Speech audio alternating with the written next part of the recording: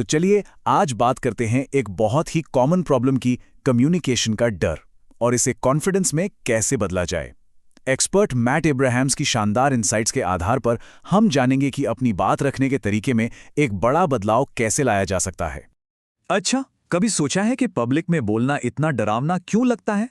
मतलब ये सवाल तो लगभग हर किसी के दिमाग में आता ही है ना?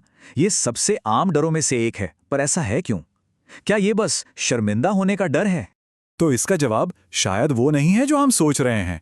ये कोई कमजोरी नहीं है, बल्कि हमारे अंदर बहुत गहराई में बसी एक चीज है जो हमें हमारे पूर्वजों से मिली है। तो चलिए सबसे पहले इसी को समझते हैं। आखिर हम बोलने से इतना डरते क्यों हैं? और इसका पूरा खेल है स्टेटस का। सोचिए, हमारा दिमाग आज भी ना काफी हद तक वैसे ही काम करता है जैसे हम कोई 150 लोगों के छोटे से कबीले में रह रहे हो। हाँ, बस 150 लोग। और ये नंबर बहुत जरूरी है क्योंकि यहीं से हमारे सोशल बिहेवियर की जड़ें शुरू होती हैं। देखिए, हमारे पूर्वजों के लिए उस छोटे से ग्रुप में उनकी हैसियत, उनका स्टेटस, सब कुछ था। अगर स्टेटस गया तो सब गया। ये सच में जिंदगी और मौत का सवाल बन सकता था। और यही वजह है कि आज भी जब हम बहुत सारे लोगों के सामने खड़े होते हैं ना, तो हमारा दिमाग तुरंत लड़ो या भागो वाले मोड में चला जाता है। उसे लगता है कि हमारा स्टेटस दांव पर लग गया है। ठीक है, तो अब ये तो समझ आ गया कि ये डर नेचुरल है, पर सवाल ये है कि इससे डील कैसे करें। चलिए अब देखते हैं कि अपने ही दिमाग के जाल से बाहर कैसे निकलें, क्योंकि असली रुकावट तो वही है। एक्सपर्ट मैट एब्राहम्स एक बहुत बड़ी गलती के बारे में बताते हैं जो हम सब करते हैं, अपनी स्पीच को रटना। वो कहते हैं कि रटना इसलिए बुरा है क्योंकि इससे हमारे दिमाग पर बहुत ज्यादा बोझ पड़ जाता है। हम लगातार ये सोचते रहते हैं कि अरे मुझे ये कहना था पर मैं ये कह रहा हूं, और इसी चक्कर में वो जो नेचुरल फ्लो होता है ना, वो खत्म हो जाता है। इसी को कहते हैं कॉग्निटिव लोड। मतलब जब हम बोलते हुए खुद को जज कर रहे होते हैं तो हम अपनी कीमती मेंटल एनर्जी बर्बाद कर रहे होते हैं, और ये एनर्जी हमें ऑडियंस से कनेक्ट करने में लगानी चाहिए, ना कि खुद की गलतियां निकालने में। तो सबसे जरूरी बात क्या है?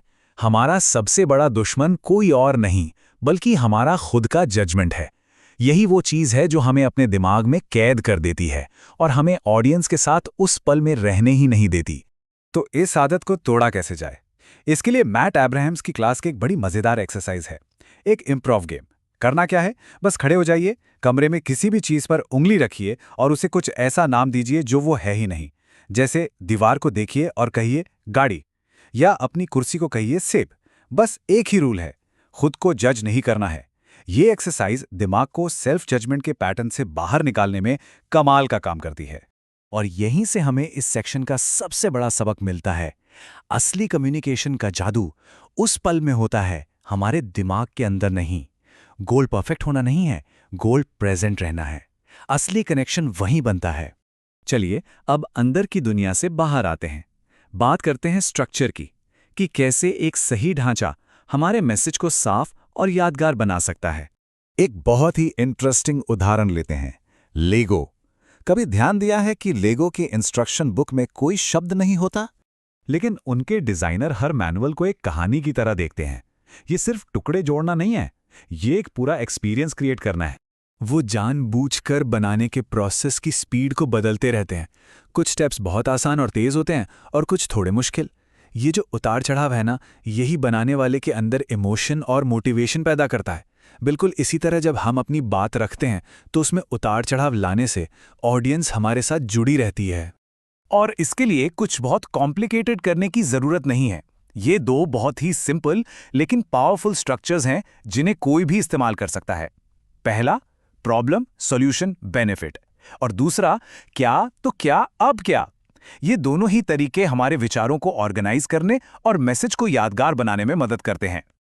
और आखिर में चलिए कुछ ऐसे प्रैक्टिकल टूल्स की बात करते हैं जो असल जिंदगी में जब बिना तैयारी के अचानक कुछ बोलना पड़ जाए तब काम आएंगे। ये 3 शब्द थोड़ा और बताइए। सुनने में सिंपल लगते हैं पर ये बहुत पावरफुल हैं। जब कोई किसी सवाल का जवाब दे तो बस उन्हें थोड़ा और बताने का मौका दीजिए। इससे बात गहरी होती है और हमें ये समझने में मदद मिलती है कि उनके लिए क्या जरूरी है। ये कनेक्शन बनाने का एक बहुत ही आसान तरीका है। और उस सबसे बड़े डर का क्या, कि बोलते बोलते सब कुछ भूल गए तो? देखिए, सबसे पहले तो रटना बंद कीजिए। भूलने की सबसे बड़ी वजह यही है। दूसरा, इस डर को थोड़ा लॉजिकली देखिए। ऐसे बहुत कम होता है। तीसरा, अगर अटक भी गए तो जो आखिरी बात कही थी बस उसे दोहरा दीजिए। और अगर कुछ भी काम ना आए तो ऑडियंस से ही एक सवाल पूछ लीजिए, इससे सोचने का थोड़ा टाइम मिल जाता है। और हाँ, हम उस सिचुएशन से रिकवर कैसे करते हैं ये बहुत मैटर करता है। माफ करना, मैं भूल गया कहने की बजाय कुछ ऐसा कहिए, मैं इस टॉपिक को लेकर इतना पैशनेट हो जाता हूं कि कभी-कभी खुद से ही आगे निकल जाता हूं। इससे कॉन्फिडेंस दिखता है और कंट्रोल हाथ में रहता है। तो आखिर में बस ये एक सवाल, ऐसी कौन सी एक बातचीत है जिसे हम टालते आ रहे हैं? हो सकता है बॉस से प्रमोशन की बात करनी हो या किसी को कोई मुश्किल फीडबैक देना हो। जरा सोचिए कि आज जो बातें हमने सीखी हैं वो उस बातचीत को पूरे कॉन्फिडेंस के साथ करने में कैसे मदद कर सकती हैं।